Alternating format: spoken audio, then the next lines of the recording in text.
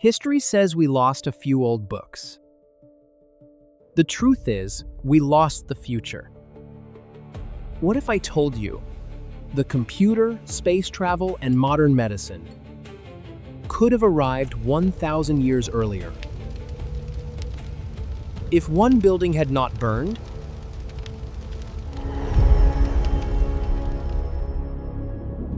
to understand what we lost, you have to stop imagining a library. Alexandria was not a room full of dusty scrolls.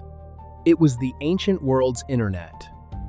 At its peak, it held over 500,000 scrolls from every corner of the known world: Greek philosophy, Egyptian medicine, Babylonian astronomy. If you were a scholar, you didn't go to Alexandria to read. You went there to download the entire knowledge of humanity. Most people imagine we lost poems and myths. That is the lie history tells us to make us feel better. What we actually lost was the operating system for civilization. In Alexandria, a man named Heron built a working steam engine 2,000 years before the Industrial Revolution. He called it the Aeolipile. It spun with real power. It could do real work. But history recorded it as a temple toy, a curiosity. Nothing more. In the same halls, the Antikythera mechanism tracked the planets with gears so precise. We did not match that precision again until the 18th century. Doctors there were performing complex eye surgeries, mapping the human brain, while the rest of the world still believed disease was a curse from the gods. We did not just lose books. We lost the proof that progress is not a straight line. It is a fragile flame that can be blown out.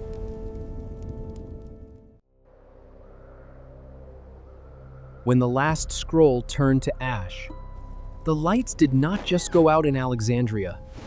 They went out for the entire world. Europe fell into a 1,000-year winter. We call it the Dark Ages, but that name is too kind. We forgot how to build concrete that could last 2,000 years. We forgot that the earth moves around the sun. We forgot how to heal. For 1,000 years, a simple cut or a fever was a death sentence again. And that steam engine, the one that could have started the industrial age in the year 100, it took us almost 1,700 years to build it again. James Watt is celebrated as a genius in 1776, but Heron had already held it in his hands. We did not start over from zero. We started over from below zero.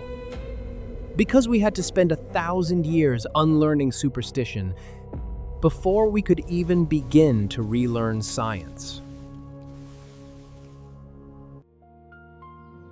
Now imagine the other timeline, the one where the fire never happened. The Aeolipile is not a forgotten toy in the ash. It is improved. Within 50 years, it is pulling carts. Within 100, it is powering ships across the Mediterranean. Heron's method for surgery is not lost. It is taught in every university, from Alexandria to Rome. Antibiotics are discovered not in 1928, but in the year 500. The steam-powered printing press arrives 1,000 years early. Knowledge is no longer for the elite, it is for everyone. We reach the Renaissance in the year 600. The Industrial Age in 900. We land on the moon in 1200. So where would we be today? 1,000 years ahead of where we are now. Curing death might not be science fiction. Interstellar travel might be our weekend commute. And the greatest library would not be a ruin we mourn, but the foundation we built the stars upon. And yet, here we are. In the broken timeline, we built our world from the ashes they left us. 1,000 years of darkness we never needed to endure. The fire still burns today. Every time a book is banned. Every time a server is shut down. Every time truth is called dangerous. They tried to bury knowledge. They did not know knowledge is a seed. So this is our revenge. We will rebuild the library. Not of stone and scrolls, but of light and code. A library with no walls to burn. And this time, we will make it fireproof.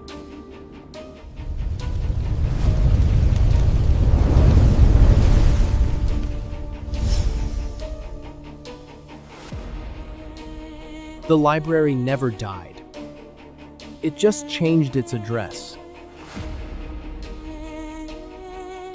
And now, it lives in you.